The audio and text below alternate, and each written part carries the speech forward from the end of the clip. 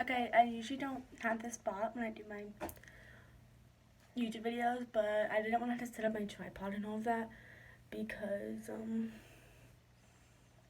don't want to waste any time. But basically, yes, I know it's my first time being back in forever. I'm sorry.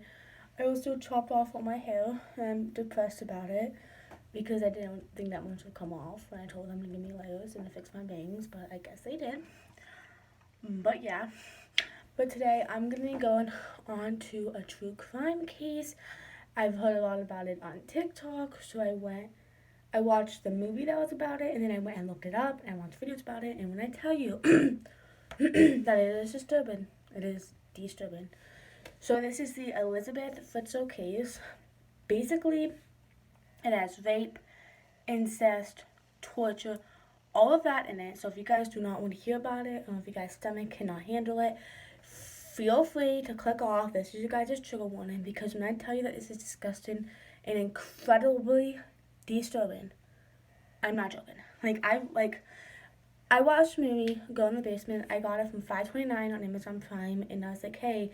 And I remember that it was a true crime, like it actually happened. And I watched videos on TikTok, and I watched it go on YouTube, and I was like, oh my god. So yeah, but I do recommend the movie. $5.29. And if you guys just want to rent it, like $3. But yeah, it is good. And honestly, let's just get into the video. So social media is right there, and let's just get in.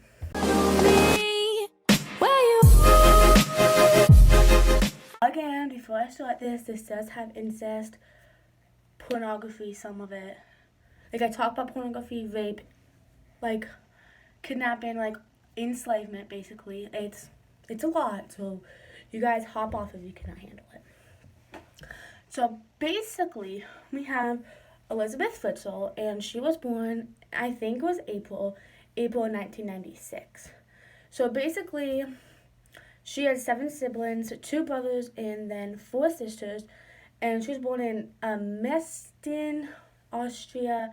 I don't know how to say it, but I'll put it like right here. And her father, Joseph Fritzl, and her mother, Rosemary Fritzl, they just lived. She did not have a good home life. Basically, Joseph, before he did what he did, he abused her physically and he sexually abused her. Now, I do not know if he did this to the other 7 siblings or if it was just her. So if you guys know, maybe put it in the comments. But yeah, so basically, so that was just how it was. And I think it was like a little bit close, maybe a little bit like after her 18th birthday. And it was like towards the end of summer, her father Joseph, and he's the one who did this, because anyone understands, like her father is the one who does all this. He says that he needs her to do something for her in the basement. Like he wants her to help him, like put up a door or something. I didn't have like notes and everything I wrote, so I don't forget anything. So yeah, but basically he wants her to help fix a door. So then when they were finished, she was heading back upstairs just to go back, like, you know, like to her room or something. And he got like a towel soaked with ethanol, and he like put it over her mouth. Like if you guys seen like TV shows, how they get like a cloth or something, put it over her mouth and then get knocked out. So that's what he did. And then he put her into this basement. So basically, the basement, it was like a little like, what's it called? Hold on, I don't know what it's called. Just give me a second. It was like this little like store, not like a storage thing, but hold on, I don't know what it's called. Give me a second. So I couldn't find what it was called, but it was like a store, like it was like a basement with like a little like trap door or something. And basically, what happened is he was building a thing, and he like rented this like private property, and what no one knew, just him. It was the secret passageway from the basement to another basement. So there were like 5 doors. Two of us, it wasn't just one door, and Elizabeth's right there. No, it's like 5 different doors with it and stuff. And like they were heavy. Like he had one, and it was like 1,000 pounds, and then he had a metal one that was over 600 pounds. So those were heavy, and like there were like 5 different doors, like bulletproof doors, and it was this tiny little room. Like I have a picture right there of how tiny it is. and there were rats, and it was disgusting. It was not fun and stuff. So he basically put her in there, and then he had been planning to do that for years. Like this happened. I don't know when it happened. I'm kidding. I forget. But I think it was. I'll put it right here when it happened. But he was planning it for years. Like, it wasn't just one day he woke up and said, "I'm gonna trap my daughter in this basement." No, it was years of like buying all the stuff, getting all the stuff, like doing everything, like leading up to that day. It was years and years of planning. And I think that is just incredibly sick and disgusting of how you could just wake up one day and think, "I'm going to trap my daughter," and then just work your way towards it and do it and then actually do it. Like, that's just mind-blowing to me. But basically, it was like a couple hours. So I think her mom went to the store or something when Elisabeth went and helped her father, Joseph. And so, like, it was like probably like a couple hours later, and the mother noticed, like, Elizabeth isn't there. So she went and she filed a missing persons report. And of course, like a mother, she was like worried and a little upset and just didn't know what was going on with her daughter. And Joseph didn't really care. He was like not like worried a bit, like he's gonna get caught. It was fully just he didn't like have like a nervous at all. And he told the police that he thought that she went and joined a cult because apparently she was talking about it for years or something, and then he just said that that's what she thought. So of course they went and looked, but again, technology isn't like it is now. It was like the 19 something. I completely forgot. 1970s, I think. Hold on, when was she born? I think it was 1960 as I was born. Yeah, so it was 1970 when it happened. Something. 1980, I don't know.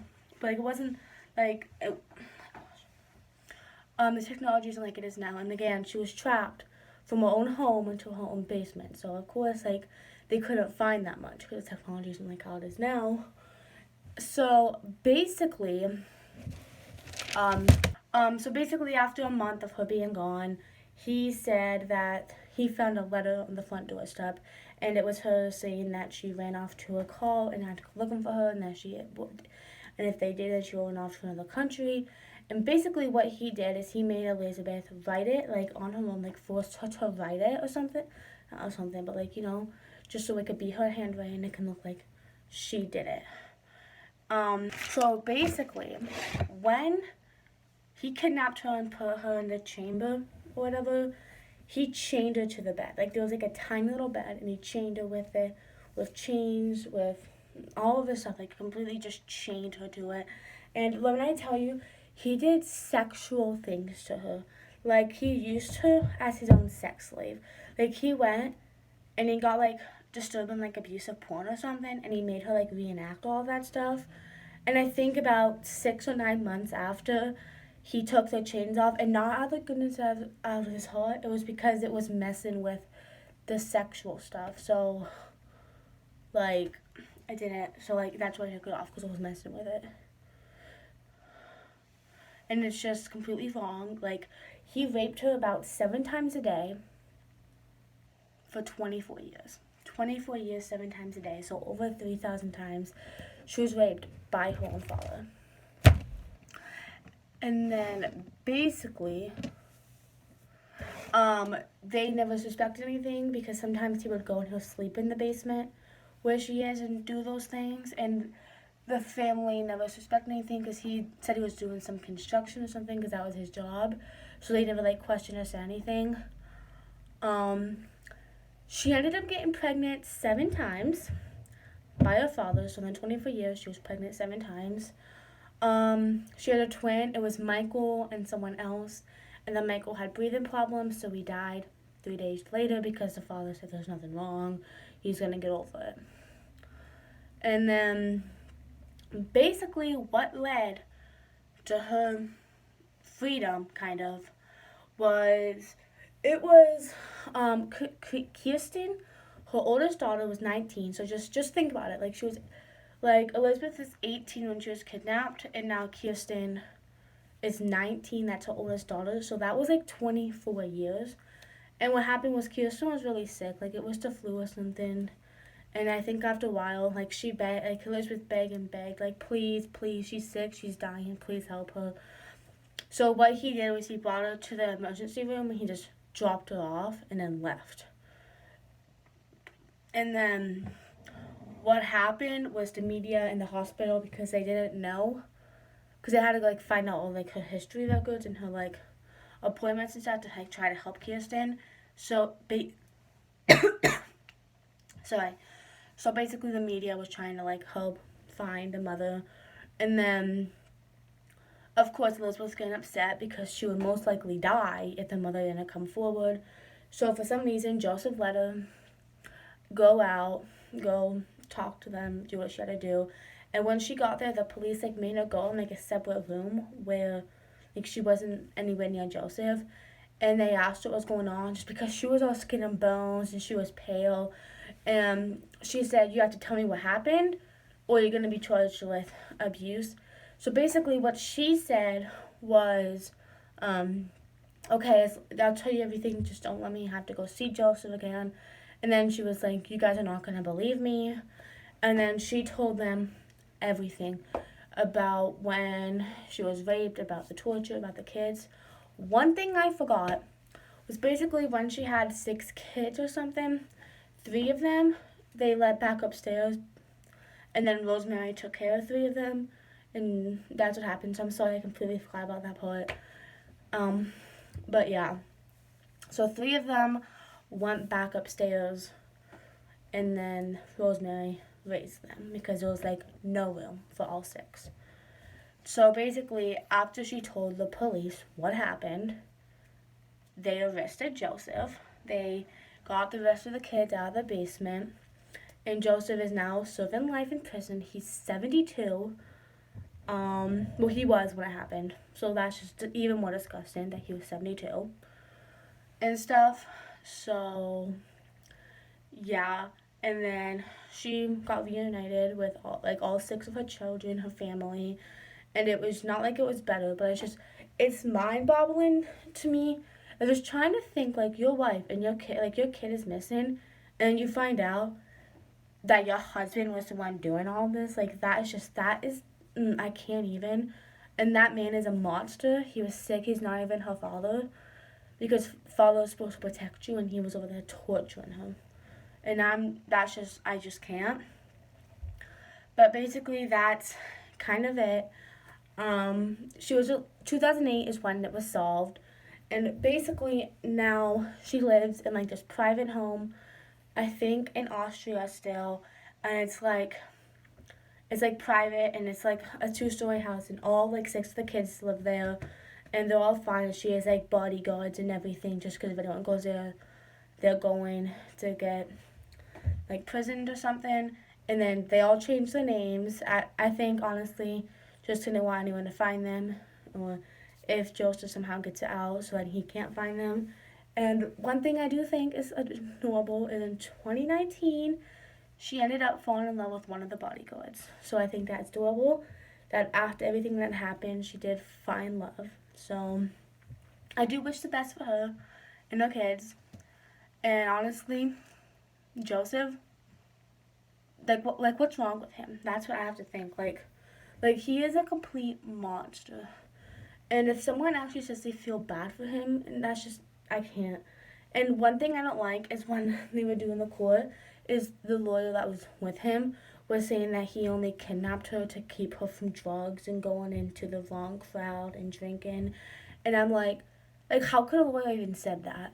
Like even if he did kidnap her to keep her from all of that, it doesn't excuse the rape and the torture. So that's just completely wrong, and he is still alive today, living in Austria.